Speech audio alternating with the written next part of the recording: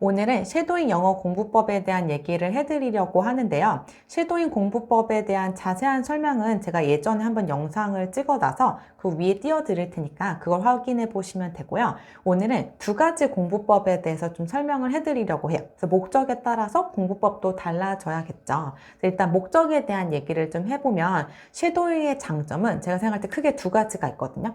첫 번째는 문장을 그대로 흡수할 수가 있어요. 말 그대로 이제 체화시킬 수가 있는 건데 운동 같은 것도 예를 들면 이제 골프 같은 것도 스윙이 익숙해질 때까지 연습을 하는 거잖아요. 섀도잉도 같은 효과거든요. 어떠한 문장이 자연스럽게 외워질 때까지 계속해서 듣고 따라하는 방법을 연습을 하는 거죠. 그렇게 해서 이제 정말 체화시키는 과정이 할 수 있는 게 이제 섀도잉인 거예요.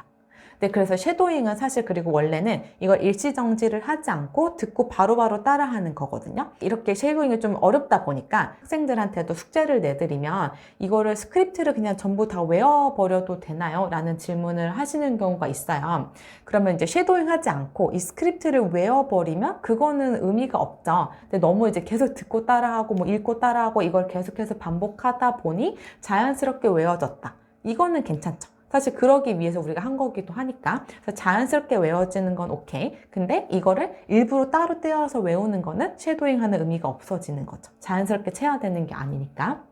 그리고 또 생각해 봐야 될 게 또 섀도잉의 가장 큰 두 번째 장점은 뭐가 있냐면 이런 발음이랑 인토네이션, 억양을 자연스럽게 습득할 수가 있거든요. 사실 발음 같은 거는 조금 어떻게 방법을 알면 좀 나아지긴 하는데 인토네이션, 이 억양은 좀 많이 듣고 좀 자연스럽게 좀 익히지 않으면 좀 자연스럽기가 힘들어요. 그래서 인토네이션을 배우기에 이 섀도잉이 되게 도움이 되는데 근데 이게 문제가 뭐냐면 이제 섀도잉이 끊지 않고 바로바로 하는 거라고 이제 들었으니까 그렇게 하다 보면 나한테 너무 빠르잖아요. 초중급자들한테는 이게 너무 빠르고 벅차니까 어설프게 따라하는 거에만 이제 집중이 되는 거지. 그러다 보니까 발음이랑 인토네이션 뭐 이런 게 다 뭉개지는 거고 그걸 배울 기회가 없어지는 거죠. 이렇게 너무 내가 이게 빠르고 급하다라고 느끼는 분들은 그리고 특히나 발음이랑 그런 억양 같은 거를 좀 더 이제 배우고 싶은 분들은 그냥 일시정지하고 하시는 게 좋아요. 그냥 일시정지하고 뭐 구마다 아니면은 뭐 한 문장마다 끊어가지고 최대한 똑같이 따라 하는 거죠. 발음이랑 이런 거 좀 체크도 해가면서 끊는 그런 호흡도 같이 체크를 하면서 최대한 똑같이 따라하는 연습을 하는 거죠. 정확하지도 않는데 급급하게 따라하는 거는 뭐 문장을 외울 수는 있지만 어쨌든 발음이랑 이런 거를 향상시키기는 어렵다는 거.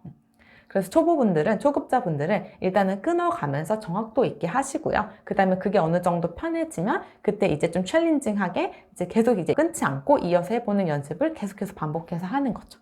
그래서 오늘은 레벨과 목적별로 어떻게 섀도잉을 해야 하는지에 대한 설명을 좀 해봤는데요. 영상이 도움 되셨으면 좋아요와 구독 눌러주시고 저는 더 좋은 영상으로 찾아올게요. 바이바이.